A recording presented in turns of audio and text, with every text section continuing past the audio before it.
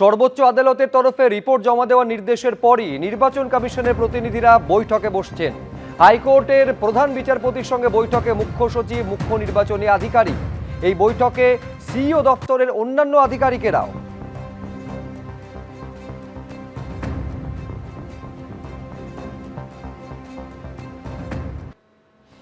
SIR ট্রাইব্যুনালে কত আবেদনের নিষ্পত্তি? জাতীয় নির্বাচন কমিশনকে রিপোর্ট জমা দিতে নির্দেশ দিয়েছে সর্বোচ্চ আদালত।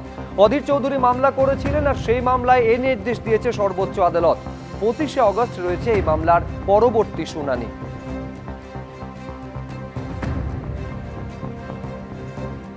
টাইম বাউন্ড ম্যানারে ট্রাইব্যুনাল তৈরি করতে হবে, ব্লক ভিত্তিক ট্রাইব্যুনাল তৈরি করতে হবে। এই ট্রাইব্যুনাল এই অ্যাপিলগুলো না ডিসপোজ হওয়ার কারণে রেশন পাচ্ছে না মানুষ, ডোমিসাইল সার্টিফিকেট পাচ্ছে না, ল্যান্ড রেজিস্ট্রেশন হচ্ছে না, পাসপোর্ট রিনিউয়াল হচ্ছে না, ড্রাইভিং লাইসেন্স পাচ্ছে না, এই সমস্ত অসুবিধা হচ্ছে। ফলে এবং আগামী লোকসভা ইলেকশন সেটা আপকামিং, এই অবস্থায় দাঁড়িয়ে যদি অ্যাপিলগুলো ডিসপোজড অফ না হয় তাহলে তারা আদৌ ভোট দিতে পারবেন কিনা। এবং সবথেকে বেশি ডিলিট হয়েছে মুর্শিদাবাদে। ফলে খুব পরিষ্কারভাবে যদি অ্যাপিলগুলো ডিসপোজড অফ করতে হবে অতি দ্রুততার সঙ্গে ব্লক ভিত্তিক ট্রাইব্যুনাল তৈরি করতে হবে, ট্রাইব্যুনালের ইনফ্রাস্ট্রাকচার তৈরি করতে হবে, ওয়েবসাইট তৈরি করতে হবে এবং সেই ওয়েবসাইটে অর্ডারগুলো আপলোড করতে হবে, কজ লিস্ট তৈরি করতে হবে। ফলে এই সমস্ত বিষয়গুলো আদালতের সামনে রাখার পরে আগামী 25 তারিখ পরবর্তী শুনানির ডেট ফিক্স করেছেন এবং ইলেকশন কমিশন অফ ইন্ডিয়াকে ডাইরেকশন দিয়েছেন যে কতগুলো অ্যাপিল এখনো পর্যন্ত ডিসপোজড অফ হয়েছে সেই সম্পর্কিত তথ্য আদালতে দাখিল করার জন্য। এসআইআর এর কাজ হয়েছে খুব একটা মসৃণভাবে হয়নি।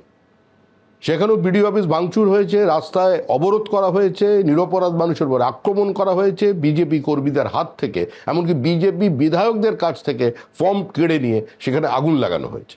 তখন কিন্তু এরা রাস্তায় নেমে কেউ প্রতিবাদ করেননি। দেরি হচ্ছে হোক, এতে হয়তো মানুষের কিছুটা অসুবিধা হচ্ছে বলে উনি বলছেন, কিন্তু আমরা তারপরেও চাই যে যারা প্রকৃত ভোটার তাদের নাম লিস্টে থাকুক এবং যারা অ্যাপিলই করেননি তাদের নাম কি করে থাকবে। আর বিষয় হচ্ছে কোনো অবস্থাতেই রোহিঙ্গা বাংলাদেশি জেহাদিদের স্থান পশ্চিমবঙ্গের ভোটার লিস্টে থাকবে না। সেটা যাতে না হয় তার জন্য আমরা সচেষ্ট থাকবো এবং আশা করি ট্রাইব্যুনালও বিষয়টি দেখবে। জোকা এসপ্ল্যানেড মেট্রো প্রকল্পে সাফল্য। ভিক্টোরিয়ার সামনে মাটি ফুঁড়ে বেরোলো টানেল বোরিং মেশিন দিব্যা।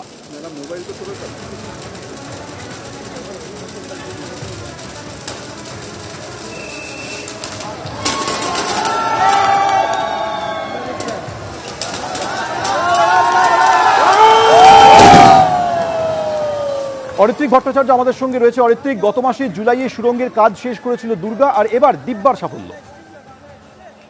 গত বছর জুলাই এবং আগস্ট মাসে দুর্গা এবং দিব্যা এই দুটি টানেল বোরিং মেশিন খিদিরপুর থেকে ভিক্টোরিয়া মেমোরিয়াল পর্যন্ত তার খনন কার্য শুরু করে। আমরা জানি বউবাজারে এই খনন কার্য মাটির তলায় করতে গিয়ে যে বিপত্তি হয়েছিল সেটা মাথায় রেখে বাড়তি সতর্কতাও নেওয়া হয়েছিল, কারণ এই জায়গাগুলোতেও কিন্তু বেশ কয়েকটি হেরিটেজ বিল্ডিং রয়েছে, যেমন ফোর্ট উইলিয়াম রয়েছে, ভিক্টোরিয়া মেমোরিয়াল রয়েছে, পুলিশ ট্রেনিং স্কুল রয়েছে এবং বেশ কিছু বাড়ি আছে যেগুলোর অবস্থা করা ভালো নয়। তারপরেও কিন্তু বাড়তি সতর্কতা নিয়ে গত মাসে দুর্গা তার যে জার্নি ভিক্টোরিয়া মেমোরিয়াল পর্যন্ত সেটা সম্পূর্ণ করেছিল। দিব্যাও আজকে সফলভাবে তার যে ব্রেক থ্রু সেটা একেবারে এবার দিব্যার সাফল্য। গত মাসে জুলাইয়ে সুড়ঙ্গের কাজ শেষ করেছিল দুর্গা, আর এবার দিব্যার সাফল্য।